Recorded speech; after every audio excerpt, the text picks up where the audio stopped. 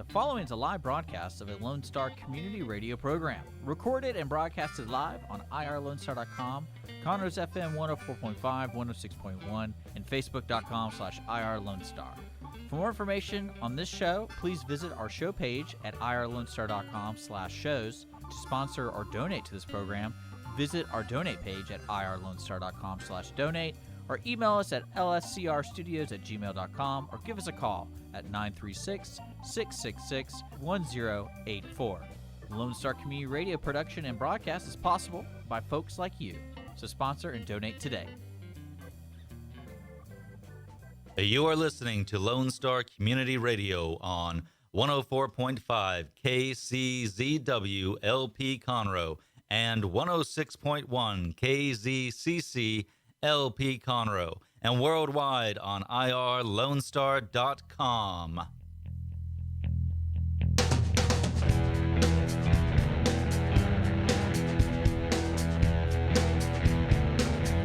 Hi, welcome to the Legal Connection Show. We're here on Lone Star Radio at noon every Tuesday till 1 o'clock, and we're here on 104.5 and 106.1 FM.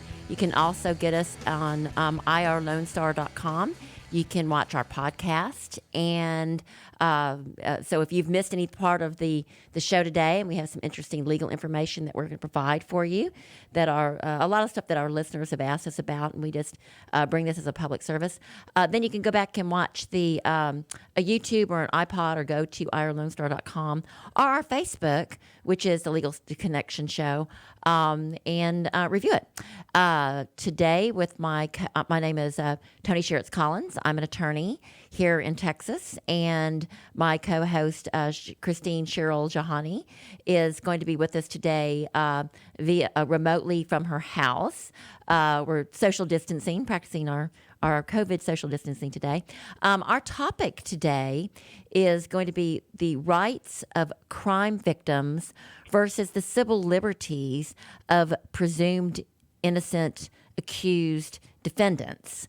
Yeah. And it's an issue that's come up a number of times in my line of work, because my clients who are criminal defendants are falsely accused of a sexual assault to their wives, girlfriends, or various other people that may have a motive to lie about an incident to retaliate for money, for financial gain, for whatever reason it may be. And we've got to represent them, and we have to collect information. And there's certain rights that victims have, so their information can't be disclosed, rape shield laws and victims' right laws. There should be rights of for the accused. I mean, you've got constitutional rights to get information to defend yourself. And so we're going to talk about sort of that balance between the two today. And I believe we've got Christine on the line. Is that correct, Christine? Yes, Tony, I'm here. Okay, good. And how are you doing today? I'm doing great, thank you. I'm doing great. I had a good Thanksgiving. Good. Did you have a good Thanksgiving? It was so peaceful because we invited everybody over. We were not practicing social distancing to that extent because it was the Aggie game, and we had tickets and we wanted to go because of course the game we were going to, but we had our family members, and everybody sort of backed out. We had one daughter that was like, "Nah, I'm not going to drive down there," from Dallas, and the second one ran late, and the third one said she was going to show up and never did. But my daughter was there with her boyfriend, and Jim was there with me, and we had so much fun. And then Jim's dad showed up. We watched. He was the valedictorian of his high school in Richardson. I think there was like 850, 900 people that he graduated in his senior class with, and we watched his commencement speech from. Oh, that's neat. It was really fun watching him be able to foresee 40 years in advance. I mean, it was so enlightening to watch him at that age talk about, what was going to happen in the 2000s, and, quotes from Mark Twain. And I was like, wow, you were so, advanced thinking. And so I had a lot of fun. What did y'all end up doing? We all got together with our kids, my children. You know, I have 6 children, Yes, and everybody crazy. was here. Everybody was here except for the one in New York, and we just had a nice meal and a nice time, and just hung out together, played cards, laughed, Fun. had a great time. Fun. That is what Thanksgiving is for. We had fun in our way. We were just, I went to mass that Thursday morning. I was stunned at how many people showed up for the Thanksgiving mass, and my heart was warmed by it because I didn't think a lot of people would show up because they'd be cooking turkey and stuff. Nope, that place was packed. So people are Wow. still thanking God for all of the benefits and the blessings that we have. So all right. Yeah. So today we have 4 segments. We're gonna break it down with the rights of crime victims versus the civil liberties of the presumed innocent that we're trying to defend. And segment 1 is going to be just basically the topic. We're going to give you a little overview of that. Segment 2 is going to be the Texas victims' right laws that can be found in the Constitution of Texas at Article 1, Section 30. The Texas Code of Criminal Procedure at Chapter 56. If you want to Google that and you're a victim of a crime, you can find out what your rights are there. And briefly, we're going to go over rape shield laws, since that's kind of why this came up. It was a case I was working on where my client was, without question, falsely accused. Yeah. Segment 3 is going to be HIPAA, the definition, the purpose, and you're going to go over a little bit of that. And since your husband's a doctor and so is mine, we have some insight on HIPAA, and hopefully you'll be able to enlighten us through your work with Sam and your husband, Dr. Sam. And then segment 4 is really sort of the guts of what we're going to talk about today, and it's the rights of the presumptively accused. And like in the Brett Kavanaugh hearings, when Right. I forgot what the woman's Her name. name was Blasey Ford. Yes, the psychologist or Christine Blasey Ford, who falsely accused him. right, and she had no, it's just a he said, she said. I think that she was just the Democrats did not want him to be confirmed, and so she stepped up to the plate with her false accusations, and it was proven right and left that she was lying. But Yeah. but look what happened to Brett Kavanaugh. He was dragged through the mud with these false accusations. So Yeah. that's what we have to do all the time when we defend victims that are falsely accused, whether it be of sexual assault, or any other crime where a victim is where a person is falsely accused. And Right. a lot of the victim is given so much deference in our system. And, that's not entirely fair, because you've got a person whose name's being slung through the mud, and that's until they're proven innocent. And a lot of times it's just a he said, she said, and it's just Right. who the jury likes better. And, like we were discussing earlier, I have a client that was accused of super aggravated sexual assault. There was no evidence. There was no DNA evidence. There was nothing.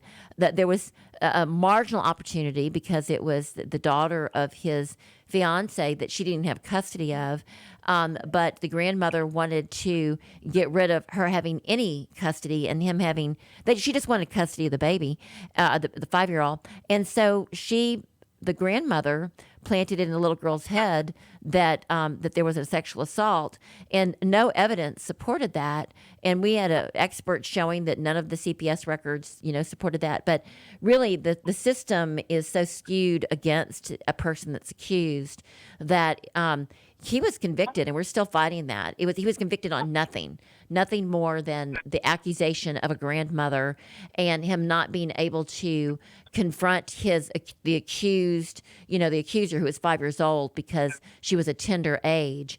And that's not right either. There was no evidence. So, Right. but he was convicted. They had all of these biker guys wearing jackets that showed up. We objected. My expert didn't get to testify because they said, he didn't fill out the proper paperwork to show that in one of the hospitals where he practiced that he was he hadn't had it updated for that year or something, and the judge didn't let it in. And then he got a court-appointed appellate attorney who didn't argue any of the error at trial. She just said insufficient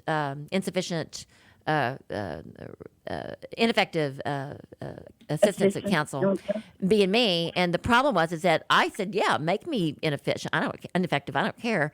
But the appellate court says basically, unless you've fallen asleep, for the entire trial, you're effective. I mean, it's almost impossible to win on that error. That's not going to be reversible error unless you really have something more than that.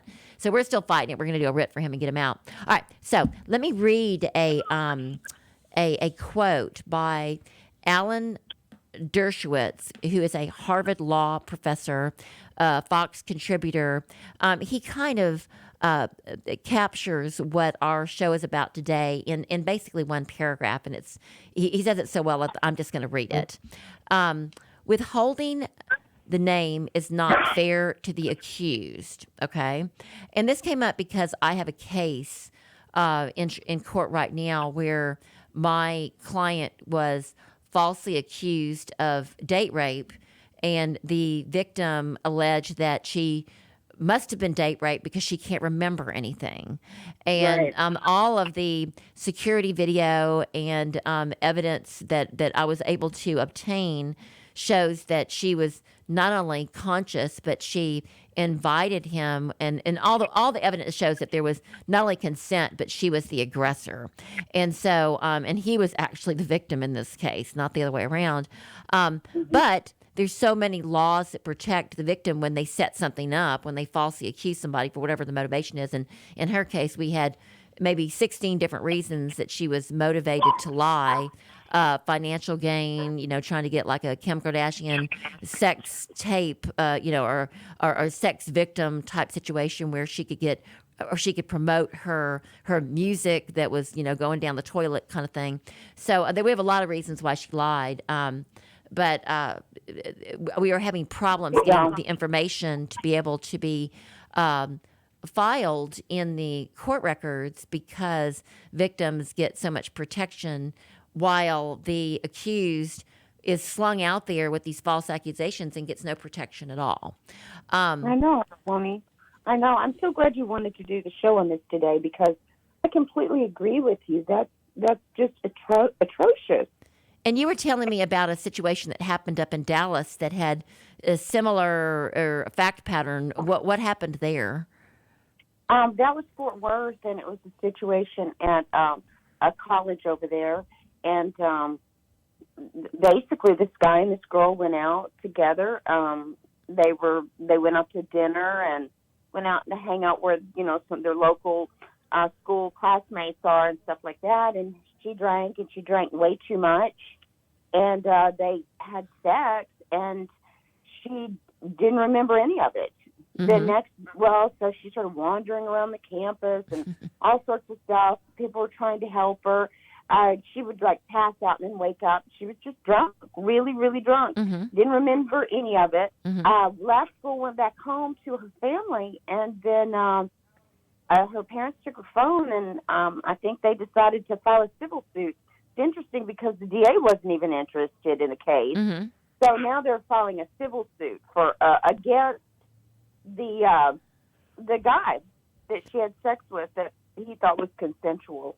Okay, and then again, this is this happens in colleges all the time, and we were discussing how I have a son, and you have several sons, and anybody that's got a son, it could be a he said she said situation where the girl could get mad. Like happens a lot when I get the defendants that come to me to represent them. You've got an ex-fiance, an estranged wife, maybe a wife, somebody that finds out about a sexual encounter of some kind and wants to retaliate to get the man in trouble because they're mad. They're mad that they've been disrespected. Exactly. So they call the police and make a false accusation, whether it be sexual or regular assault, and it happens a lot. And then they may want to recant, and then, a lot of times that may work. There's a whole procedure in recanting if the person decides that they've been punished enough because the control is now on the person that's making the false accusation because they know they have so much power. But a lot of times they can't recant either because the prosecutor's like, they truly believe it happened and they're going after it for the win. And so, it's really, really bad when these things happen. And I don't know what demon is in these girls when they make the false accusations. And they certainly hurt true victims, people that are sexually assaulted, sexually harassed. Right. And when that happens, and it's true. And you and I have probably, I know I have experienced to some degree sexual harassment and to some extent sexual assault, whether it be with, a dating situation or somebody that, or whatever the case may be. To some limited degree, we've all been exposed to unwanted sexual advances. And so we know that we want to be taken seriously as a victim if we're going to the extent that we're going to report it. But we're talking today about the actual alleged victims that are making it up, and they've got a different motivation. And so what Dershowitz says is that according to Alan Dershowitz, the Harvard Law School professor, withholding the name of the victim not only further stigmatizes rape, it also endangers the civil liberties of those who are accused for two reasons. One, it implies that the unnamed person was indeed a victim. And two, hinders the presumption that the defendant is innocent.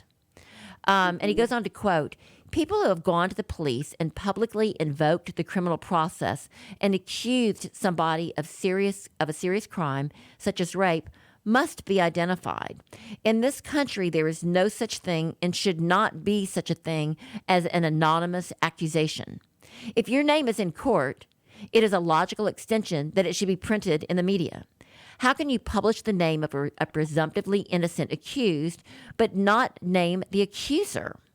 Likewise, the person that wrote this article states that the alleged victim should be treated journalistically in the same way as the accused. For example, because William Kennedy Smith's reputation became a matter of debate and scrutiny, the accuser should be in a comparable position.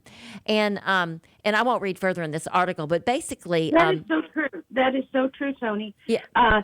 His reputation became a matter of debate, but the accuser was really elevated above him, no matter how prestigious this guy was, because the accuser was cloaked in secrecy. Right. And ultimately he was acquitted of the rape, but for 10 years, I remember thinking this guy raped this girl. He was horrible. I mean, he very well may have after everything. It was such a taint that I still believe he probably raped this girl, even though I wasn't at trial. I didn't get all the information because his name was dragged through the mud for so long. And the same thing happened with Brett Kavanaugh.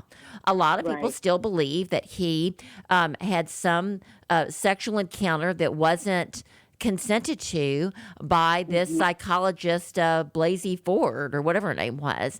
After watching all of the proceedings, I don't believe it happened. I think that his reputation was pristine, and it was unlikely. I mean, his reputation got drawn out, but you couldn't bring all of her information out. And again, that's just like the case you were talking about in Fort Worth. This crime victim has a lot of rights, and it really should be. If the name is going to be brought out in court anyway, and that with the Sixth Amendment right to confrontation in the U.S. Constitution, and then there's one that's similar to it in the Texas Constitution. Since it's going to come out anyway, if you're going to make that accusation, why are you embarrassed about it? If you're the victim, you shouldn't be embarrassed at all. I was raped. This guy is bad, and I want to tell the world about how bad it was. It may be an embarrassment and it happened, but stuff like that does happen. So anyway, with the particular case I agree completely with what Alan Dershowitz says in his quotes, and the support that came with this article that I read, and it's a law review article. It's a good article. It's called "The Privacy Rights of Rape Victims." If you want to Google it, you can bring it up. Alan Dershowitz's name. He supplied a lot of information to it. He goes on to say that it's the how do I want to say this? The uncomfortable position of naming the accused when it was not naming the accuser is really bad. I'm paraphrasing here. And how does our country create so many rapist is what it says when the reality is they're creating a lot of rapists when rapes really didn't happen. There was a consensual sexual encounter, like in the instance with the case that I'm representing my defendant on, where you've actually got witnesses that show where she flirted obnoxiously on the video security camera. She was flirting. She was going after him. He left. She followed him. She stalked him. She came back. You can see her touching them and trying to get his attention. She follows him. And then she actually says, come on, babe, and come up, to my room with me, basically. And then she said, well, I don't remember any of that. But we have cell phone records, and we're going to get into that a little bit, that show that she was completely conscious and aware of everything that she was doing on top of the video evidence. And the reason that this is even part of the, my foray that's in the forefront, I usually don't bring all my cases up like this, but the grand jury indicted my client based with no information, with nothing, with everything supporting that this was not a rape, it was completely consensual, and that there wasn't even a sexual encounter.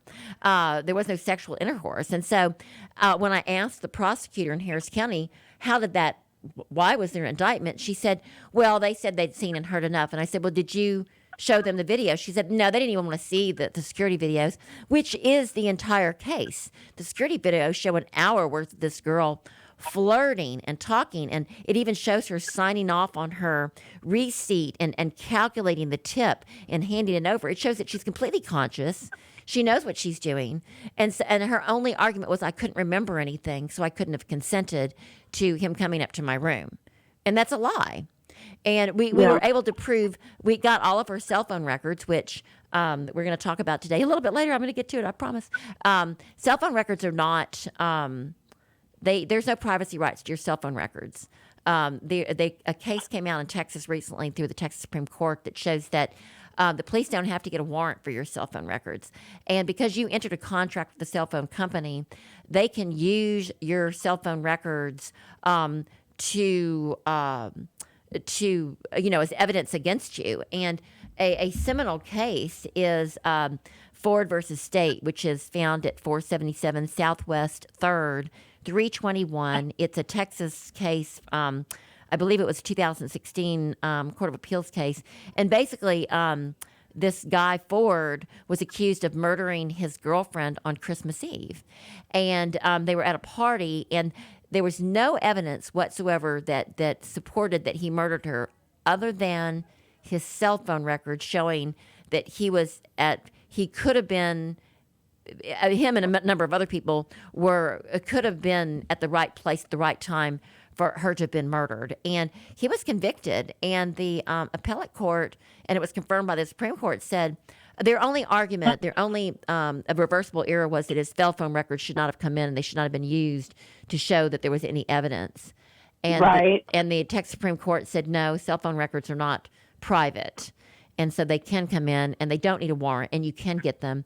And I did the same thing, which you should do as a good criminal defense attorney. I got the cell phone records of this alleged victim, and it shows that she's lying. I mean, we got all the cell phone records, and it was great. And my guy still got indicted, which means we've got to go to trial with this. It's really a sad situation that she said situation where you've got so much evidence to even show that there's no probable cause, and it still gets indicted. So what I'm going to do is I'm going to file a motion to ask for what was presented to the grand jury. And I'm going to get into that in just a little bit. Okay. Segment 2. I don't even know how much time we have. It looks like, good. Segment 2. We're about 20 minutes in. I think we can cover this briefly. Tell me this. What do you know about Texas victims' rights in Texas? I mean, that's a pretty broad topic, but I know that victims have rights to speak in court, in open court, make speeches. Mm-hmm. Sometimes they play videos, of their loved one, and all cry, where there's a conviction. The victims have a right to be heard. Victims have a ton of rights, and where you find those rights are in the Texas Constitution at Article 1, Section 30. Just Google it if you're a victim. Really, if you truly are a victim of a crime, go to the Texas Constitution, and it lists all of your rights, and I'm going to go over some of them briefly. You can also find more specific rights in the Texas Code of Criminal Procedure at Chapter 56. And it's got a litany of different rights that are available to victims. And I'm going to go over them, a few of those. So if you are a victim, you can see what your rights are too. And also there's rape shield laws for sexual assault victims. And these rights are really strong for victims. The problem is these rights are really strong and they are against the falsely accused. And so victims that make false allegations, they can protect and hide their identity while making the false accusations for a litany of reasons. And in this particular case, well, we know that the reason that this gal made false allegations against my guy was she wanted to get money from the Texas Compensation Fund. You can get up to $25,000 from the state if you're a victim.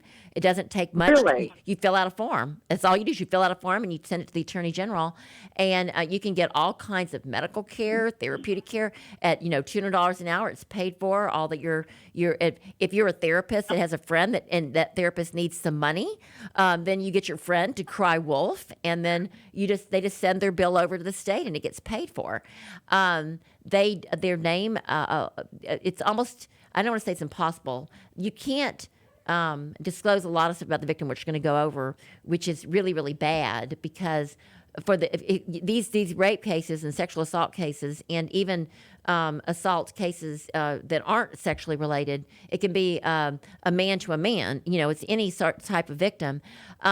These cases can go on for years where someone's falsely accused and the victim's name can't be, if they ask to be anonymous, it won't come up. And so these people can be professional victims. They're suing people in civil court, just like you were saying. Of course, they've waived their privilege if they sue them in civil court. But if they want to basically blackmail them, then they basically make an allegation, and the law enforcement has to pick it up, or then they're going to get raked over the coals for not being I guess sensitive to a victim and not The victim. and looking at all the different to find out, like that case where the guy in Chicago said that he had a noose around his, what was the guy's name? He was in Game of Thrones or something. Oh, I can't remember. And what happened to him? Remember the guy that was in Chicago that made up that he was attacked by Trump supporters and. Oh, yes. I can't remember what his name was right off, but that was clearly a false accusation, and because he did it really, I think, for promotional purposes to get Trump in trouble or Trump supporters in trouble or whatever his motivations were. He should have been charges should have been filed for perjury, and in Texas. If it's determined that someone has made a false allegation, they will, if it's definitive, they will charge them with. I had a case here where they will charge them with perjury. Here's one. It says false rape or sexual assault claims are a felony charge, and in this particular case, it says. Up in Sherman, Texas, a 19-year-old Brianna Rachel Harmon stood up before the 59th Judicial District Court bench, pled guilty to filing a false rape claim back in March of 2017. Harmon was indicted on 2 counts of tampering with physical evidence and 1 count of tampering with the government record for making the false report. These 3 felonies are all 3 third-degree felonies under the Texas Penal Code. She was indicted on a state jail felony count alleging tampering with a government record and a Class B misdemeanor charge. The report, this is really sad, though. She got this guy in trouble, claiming false rape. It says she's taking a plea as a result of plea negotiations in Grayson County. Sentencing was set in 2018. The reports are that she won't see jail time. Either she will opt out on a regular probation or she'll get it deferred and it won't even show up on her record. And so, really, you get a slap on the wrist for making false rape allegations, but you've ruined someone's life. And, it's really a sad situation. But here are the rights of those people that make false allegations. A crime victim, and really for the rights of people that make legitimate allegations too. But right now, I've got a tainted position on it because I've seen so many women that are just mad at for whatever reason, they've got another motive, whether it be to extort their employer, In this case, that's what it was. This gal was mad that her employer didn't let her off early during a tropical storm, and so she wanted to get paid time off, and she blamed her boss, and kind of trumped it up. Basically, that he didn't let her go early enough, and so she got stuck in a flood and had to go to a hotel, and she was raped. And then she discloses this in all of her text records, and she wanted to get 3 months time off. I think she was extorting him. I think she wanted to sue the hotel because she had worked at a number of high-end hotels. And she may have sued all the other hotels before because she got, from what I can see, she got fired or let go, or she worked at each one of them for a number of time and then didn't work there anymore. Really, really high-end luxury hotels. No one would ever know that she ever could have filed any sexual harassment or charges with the police because the victims' names are protected, and much more so in other states, and all of the other hotels were in different states. Texas has a lot of victims' rights, but they don't go so far as to completely shield the victim when, for the very reason that there's false allegations made. Now, the Constitution says a crime victim has the following rights: the right to be treated with fairness and with respect for the victim's dignity and privacy throughout the criminal justice process, and the right to be reasonably protected from the accused throughout the criminal justice process. All right? That's really in a nutshell what Texas does. If you try to bring up that the alleged victim, basically is a prostitute and she's just claiming rape because, she's trying to she's a teenager that's making money on the side or whatever the case may be. I don't know. She's, dating an older guy and her parents are against it, and she's claiming rape because they're telling her that to preserve their I guess the integrity of their family and in the public, that she needs to claim that she's going to get kicked out or whatever the case may be. I'm just kind of making that up because I've seen that happen before. They're saying that you can't bring up her past behavior. You can't bring up her Facebook post where she's, advertising and soliciting and, basically selling herself. They're saying that the right to be treated with fairness and with respect for the victim's dignity and privacy throughout the criminal justice process is going to prevent the falsely accused from bringing up their bad behavior that they've posted on social media. There's ways to get around that. I think that they've already waived that if they have posted on their social media themselves scantily clad and bragging about the extortion and that kind of thing. I mean, that's an admission. But if they'll go just so far, but they won't brag about it, but they'll talk about it. And I don't think that that's going to be that different from the Paris Hilton tapes, that kind of thing where, oh, I'm a poor victim, but look at my tape and buy it, and make me famous. So, so that you use that, but there's some counters to that too. Another right is on the request of the crime victim. The crime victim has the following rights: the right to the notification of court proceedings, the right to be present at all court proceedings related to the offense, unless the victim is to testify and the court determines that the victim's testimony would be materially affected if the victim hears other testimony at the trial. In other words, as the criminal defense attorney, I would invoke the rule that the alleged victim would not be able to sit in and listen to the entire trial because she would be able to pick up on what they're lying about it, and when she testified, she'd be able to support that lie. That's the rule. It basically says other witnesses can't be in the courtroom at the same time as somebody else that's going to testify, so they can't corroborate a lie. Okay? Right. Right. The victim also has the right to confer with the representative of the prosecutor's office. The prosecutor's office almost sort of represents the victim in a sense that they're kind of telling them what to do. Many victims, particularly if they've lied, will get their own attorney because they need to protect themselves, and they really, when a subpoena is issued for their information, their own attorney will try to quash that information so that the defense attorney can't get it. In my case, the prosecutor didn't quash my information, but told me that I wouldn't be able to get the medical information because it has to be released through HIPAA by the victim has to sign a release unless it was sent to the state and I agreed that they could have a protective order. And the protective order for a criminal defense attorney basically runs like this. The state says, yeah, we'll let you get the medical evidence because you need it for your defense, but you've got to agree to the judge granting a protective order that you can only use it for purposes of of litigating and defending this case, and it can't. Other than that, it can't be made public. All right, and how that hurts your falsely accused is if you've agreed to that, and it's the only way you can get the medical information. The victim, you find out lies, but that information can't be made public until the trial.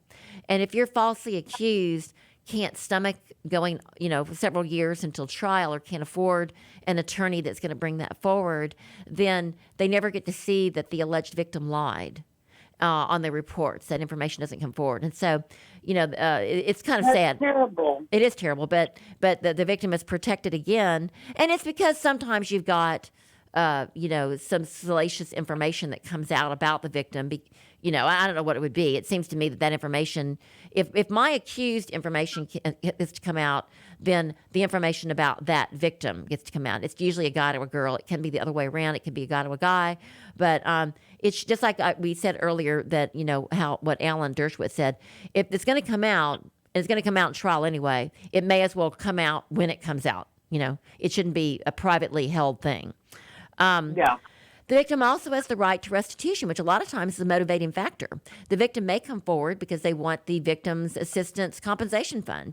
Maybe there's like on the billboards, they'll get a GoFundMe page, or they'll get somebody to put up a lot of money if they turn a victim in, and they want to get that money for turning somebody in. There's a financial motivation for a victim to falsely accuse somebody. And then if they have anything, it may come forward and they'll get money even if it's the wrong person. Or they set it up. A lot of times people are set up in this situation, and it's, I want to say almost like a sting operation. The first thing that comes to mind is when you get those shows like on, the ID channel where they've set up a phony sting where the same thing could happen here. If you've got a couple of people that want to get someone in trouble, they'll say, hey, let's call sexual assault and to get someone in trouble so you can get money out of it to extort them, or you'll get the restitution, or you'll get this crime victim, Crime Stoppers money, right? Yeah. Isn't that what happened with the lacrosse boys like 10 or 15 years ago? Remember those lacrosse players that were accused, and it came out later that it was all made up? Yeah, I think that is what happened. And it's the same thing. It's so, and I'm just going to throw this in case we don't hit on it, later on in this show. People get falsely accused of sexual assault, your victim, and they blow it off. They're like, there's no way I would ever do that to my stepdaughter. Absolutely not. I would never touch my ex-wife. I don't even like her. I can't believe I ever married her. There's no way that I had anything to do with that kid. I could never. There was just no. I wouldn't do that. I had no opportunity. Take these accusations must be taken completely seriously. If they put you. If the other side can show opportunity, and they may have set you up, that's all it takes for a conviction. He said, she said, a really cute victim who's making it all up because they're pretty little liars, and a guy that may have a history of fighting, may not be here legally, maybe fat, maybe not as cute and attractive, may not be a debutante, may not come from a rich family. The jury is just going to see this cute little Pollyanna that's a pretty little liar, and they're going to convict just by sight. And it's really sad because you find out later after your voir dire that people have lied. You get them on the jury and they've lied about whether they've been raped or not in the past, and they're automatically going to they're already biased toward your accused, your defendant, the person you represent, and you don't find out later. And so you've got to go through all this stuff on appeal. And your client all along was saying, this is an easy case. They tell you, oh, this is an easy case. This shouldn't cost, and they get mad at you. They're like, why should I pay you all this money? This is a slam dunk. And I'm like, I'm not going to take the case, because as an attorney that this case is going to take so much time and so much effort, because you're trying to get all these records from someone that you know is lying because they've already told you they're lying. And then little by little, you find out that your client has minimized their participation in this event. It may not have been a rape or a sexual assault, but they may have dated the person. They may have angered them somehow. They may have met them, through social media, and there's some connection. And then you find out that that they've talked to the police because they think it's no big deal, and everything you say can and will be held against you. The very first rule of thumb for all people that are accused is say nothing. Mm-hmm. I don't care if the police are like, well, you're not talking. No. Blame it on your attorney, even if you don't have one yet. Say nothing. Right. You've got a Fifth Amendment right to say nothing. Because you may say something in passing that be twisted and be used against you. Anyway, that's going to be in our next segment. Another right of the crime victim is the right to information about the conviction, the sentence, imprisonment, and release of the accused. And this is really sad. You'll get somebody falsely accused and then convicted on false information, and then this pretty little liar is sitting back and they're getting their hands are like, yeah, I get the right to make sure that, and then it's like a pity party, like, look what happened to me, and they made it up. It's just really, it's really pathetic. But they get the rights to conviction, sentence, imprisonment, and release of the accused. The legislature may enact laws to define the term victim and to enforce these and other rights of crime victims. Another right is the state, through its prosecuting attorney, has the right to enforce the rights of crime victims. They don't have to, but they can step in and help the crime victim, and they do a lot, particularly in Harris County.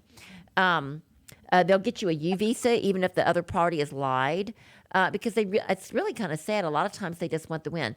I will say this, though. I'm working with a couple of prosecutors right now in Harris County that they seem to be very, very fair. They're looking at it from the vantage point that, they're helping me collect information, even though I can't use a lot of it because of the victim's rights and what I have to keep under cover, not in the particular case I'm talking about right now, but in some other cases. They seem to be, it depends on the particular prosecutor. Some of them are very fair-minded, and some of them just want to have a win, in their belt. And you don't know who that's going to be until you start working on it. But all you can do is just fight like a banshee, because this is war. And you're polite, but you fight. And people out there that are falsely accused, get yourself an attorney that's going to fight politely and will take no prisoners. Because if you don't have somebody that's up there that's going to object to everything and fight for you, the smallest thing can be the difference between whether you're going to end up in prison or not on a false accusation.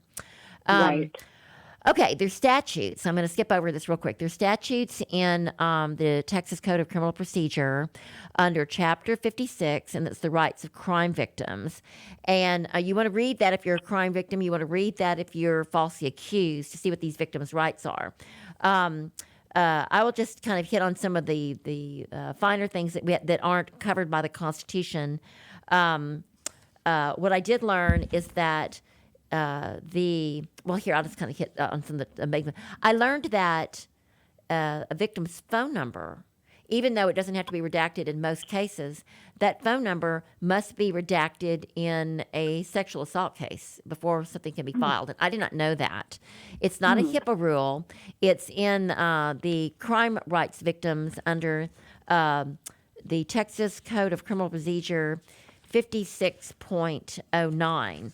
And the reason that's important is because cell phone records are open play, that you can get to them, and they can be used against the victim, and they can be used against pretty much anybody. Cell phone records are really, really important, and there's no privacy in them. But if you're going to use them against a sexual assault crime victim, you have to redact at least a part of the phone number out from the records. And as a criminal defense attorney, that's a lot of work trying to redact out that information. But I've done it, and I've got a really expensive program that does it. Yeah, it's the victim's right to privacy. As far as reasonably practical, the address of the victim may not be a part of the court file except as necessary to identify the place of the crime. The phone number of the victim may not be a part of the court file. That's black and white statutory information for victims' rights. That is not, it is nowhere else in the code. as far as redaction, but you do have to minimally redact part of the phone number out, even if you have phone records that you want to file. But go to Chapter 56 if you're a victim of crime, and it's going to tell you what all your rights are. If you're a legitimate victim, you do want to find out what your rights are. And if your attorney, if you hire one, or if the prosecutor, or if your advocate doesn't tell you all this, then be proactive and go read them for yourself, because there are a lot of people out there that are crime victims. I've been a crime victim before. I would like to know what my rights were. I would have certainly benefited by knowing that before I went to law school or looked this up. Yeah. Okay, that is. I also want to go over briefly rape shield laws.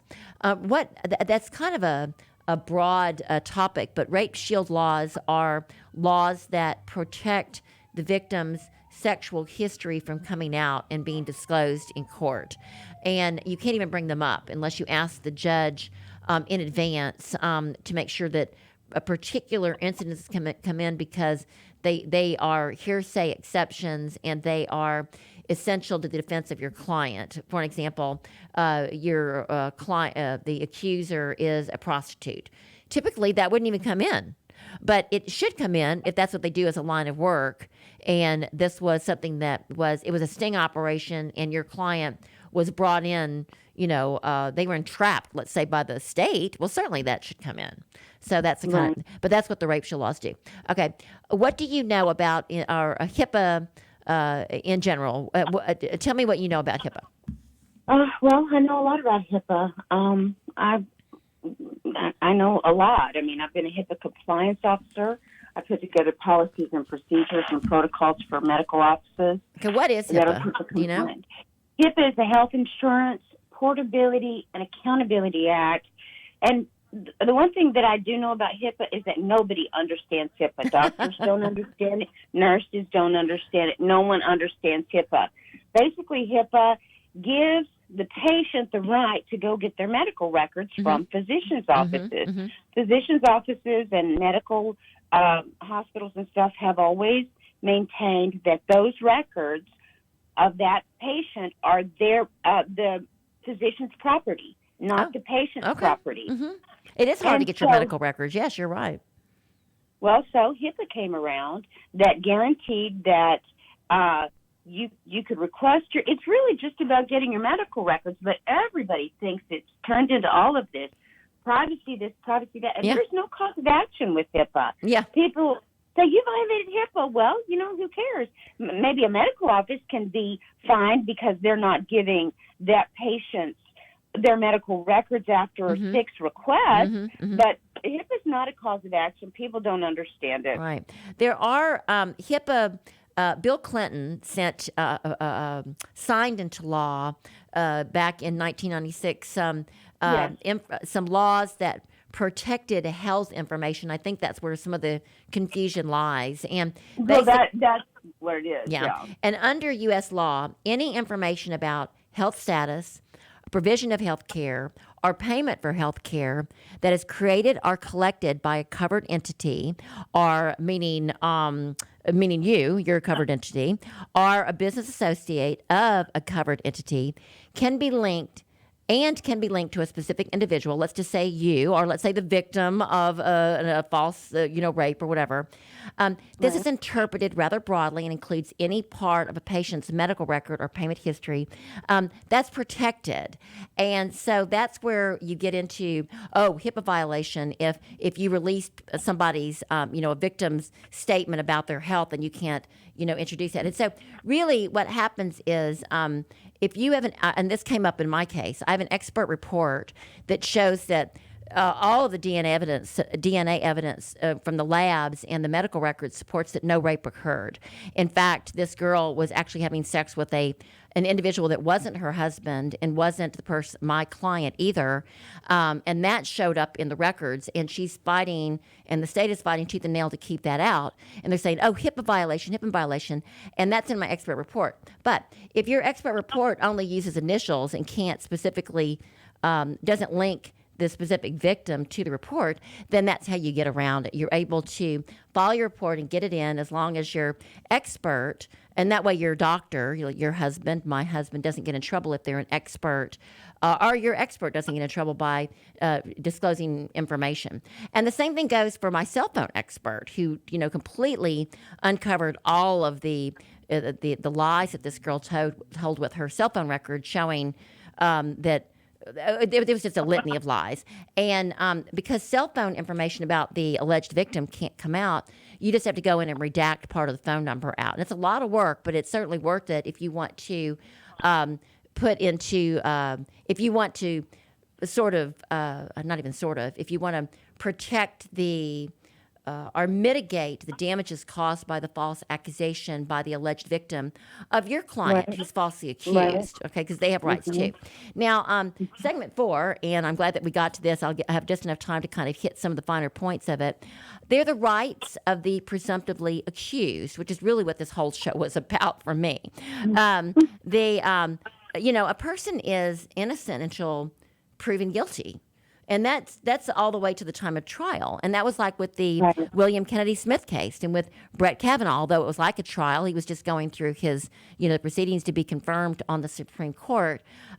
It's across the board that the Constitution provides that you are innocent until proven guilty, and you have many, many rights that are afforded you as an accused, and they're found in the U.S. Constitution, and they're also found under the Texas Constitution. That's why when you have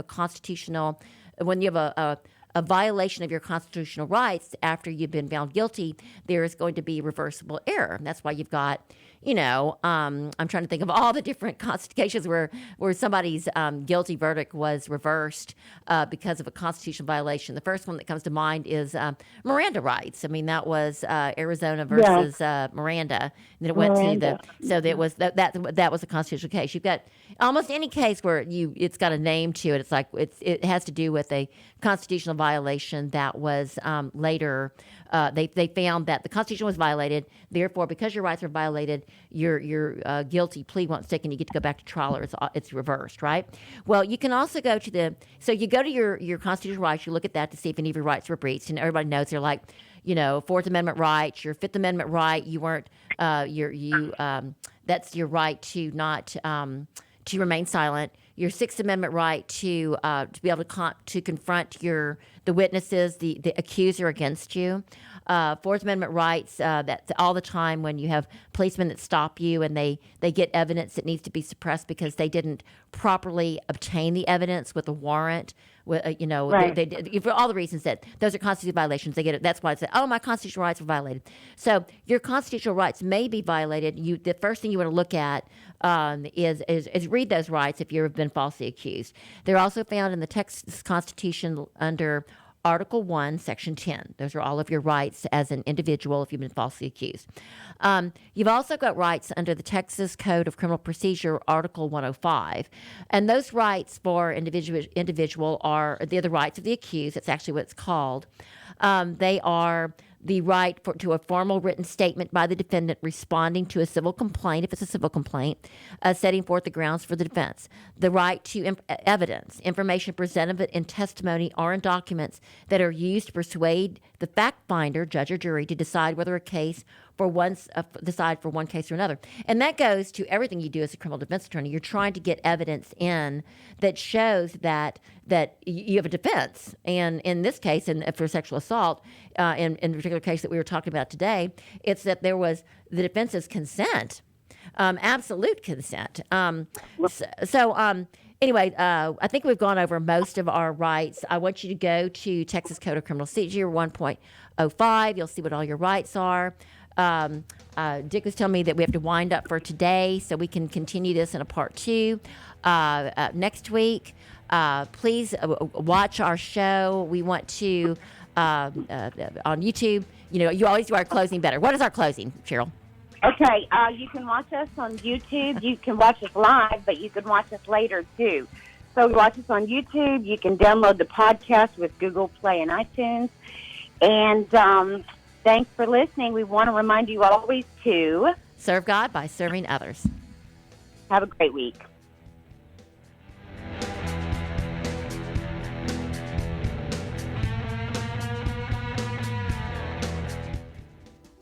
Today's show was recorded and broadcasted live on irlonestar.com, Conroe's FM 104.5, 106.1, and all rights and ownership are reserved to Lone Star Community Radio. For more information regarding this program and Lone Star Community Radio, visit us online at irlonestar.com. Lone Star Community Radio is Montgomery County's community radio station, serving the community with local programming on TV, radio, and online. If you enjoyed today's program, please support us by sponsorship or starting your own show. Contact us today by phone or text at 936-666-1084 or email the station at lscrstudios@gmail.com.